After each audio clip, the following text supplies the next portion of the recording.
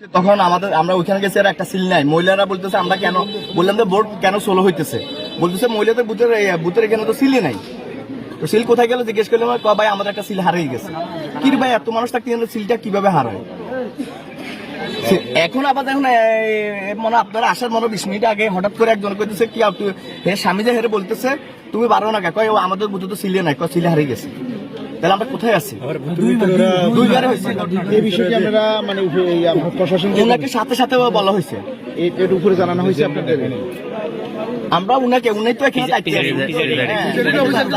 উনি কি ব্যবস্থা নিয়েছেন? উনি বলতেছে ভাই হারিয়ে গেছে, কে লই গেছে, কি করবো খুঁজে পাইতেছি না। আমি বললাম যে আপনি আমাদেরকে আমাদের ক্যান্ডিসিপ উনি বলছে আমাদেরকে সিসি ক্যামেরা কোন সিসি ক্যামেরা দেখে লাভ কে নিছে কে বেকার এটা জানি না, অথবা কোনো মহিলা ভুলে লই গেছে।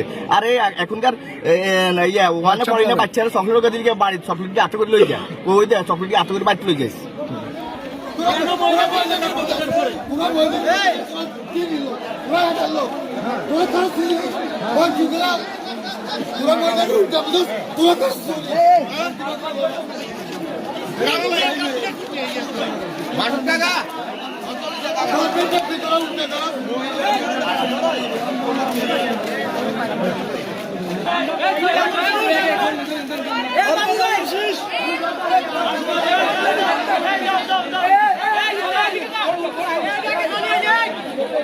আমরা কেউ বেজার করবো না, আমরা সবাই আমরা এলাকায়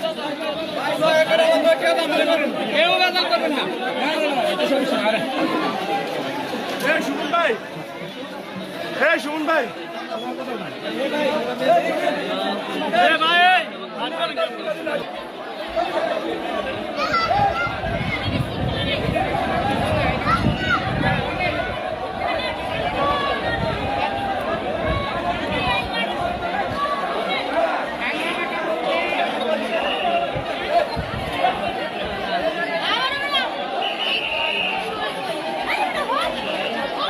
কত হয়েছে?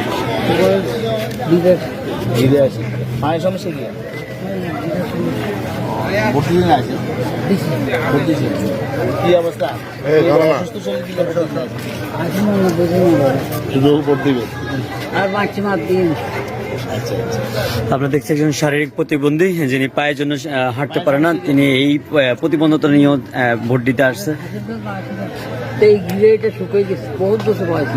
গত সেকশন ভোট দিয়েছে তিনি? হ্যাঁ, এবারে দিছে, এবারেও দিছে। আচ্ছা আচ্ছা। এই বন্ধু মোট কতবার হইলো ভোট দিলেন? বহুত বার। আমি বাসি তার 15 বছর আগে যেটা এটার দিছেন কিনা ওইটা জানতে চাইছিল। সব দিছি। দিছেন? আর আশা আছে কেরম ভবিষ্যতে? ও স্যার তো আমরা বাসা বাইলে না। হ্যাঁ এরকম জায়গা আছেন?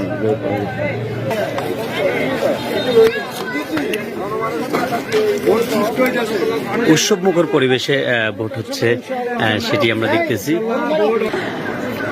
যেমনটি আপনারা দেখছিলেন, একজন শারীরিক প্রতিবন্ধী, তিনি তার প্রতিবন্ধকতার মধ্য দিয়েও ভোট দিতে আসছে।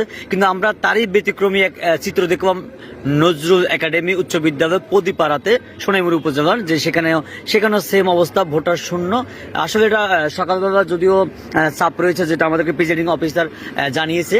এরপরে